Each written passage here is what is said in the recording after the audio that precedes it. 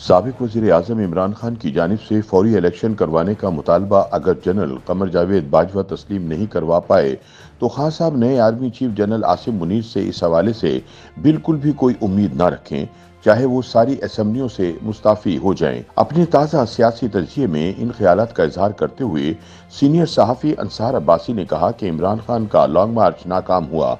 ना लाखों लोग आए, ना वादे के मुताबिक इस्लामाबाद की तरफ मार्च किया गया ताकि हुकूमत को फौरी इलेक्शन करवाने पर मजबूर किया जाए।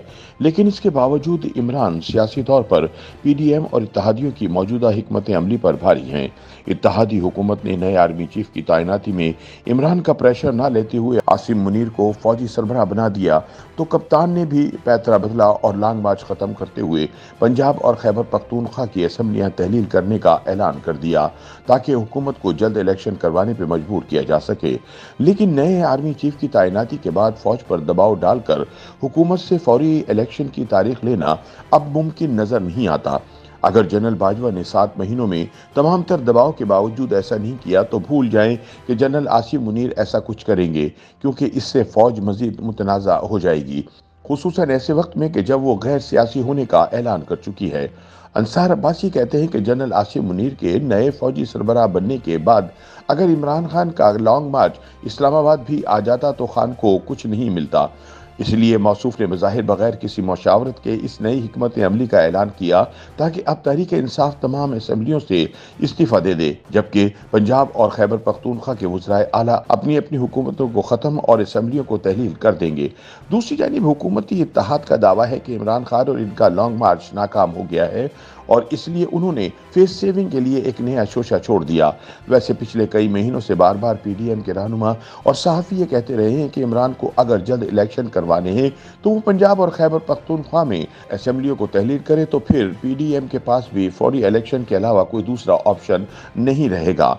अब इमरान ने यह ऐलान कर दिया है तो भी PDM के रहनुमा ये कह रहे हैं कि वो दोनों सूबों में अदम एतमाद की तहरीकें पेश करेंगे ताकि असम्बलियों को तहलील ना किया जा सके। अगर ऐसा हो भी गया तो असम्बलियों की तहलील को चंद हफ्तों तक ही रोका जा सकता है। हाँ, अगर वज़ीर आला पंजाब परवेज़ इलाही PDM के साथ मिल जाएं तो खेल बदल सकता है, लेकिन परवेज़ इलाही ने पहले ही ऐलान कर दिया कि वो इमरान खान का हुक्म मिलने के बाद पंजाब असम्बली को तहलील करने में आधा मिनट भी नहीं लगाएंगे। अंसार अब्बासी के मुताबिक सियासी तौर पर भी परवेज़ इलाही को PDM के साथ मिल जाना सूट नहीं करता। इलेक्शन आज होते हैं 6 माह बाद या अगले साल अक्टूबर में। अवाम की अक्सरियत की हिमायत फिलहाल इमरान के साथ ही नजर आती है।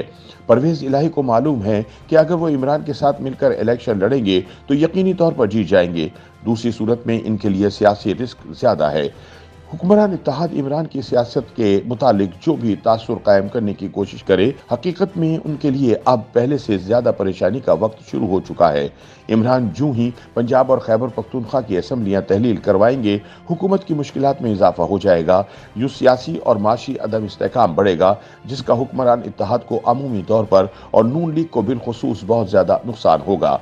वैसे अगर खान साहब गौर करें तो माशी अदम इस्तेहकाम का नुकसान उनको भी होगा, क्योंकि अगर वो 1 साल बाद अपनी हुकूमत बनाते हैं और इन्हें तबाह हाल मईशत मिलती है तो इनकी हुकूमत नहीं चल सकती, चाहे वो 2/3 अक्सरियत के साथ भी इलेक्शन जीत जाए। अंसार अब्बासी कहते हैं कि PDM के लिए मुनासिब होगा कि बजाय कि सियासी और माशी अदम इस्तेहकाम के साथ अपनी हुकूमत की मुद्दत पूरी करने की जिद करे, इमरान को बातचीत की दावत दी जाए और जून 2023 में इलेक्शन करवाने के बारे में सोचा जाए।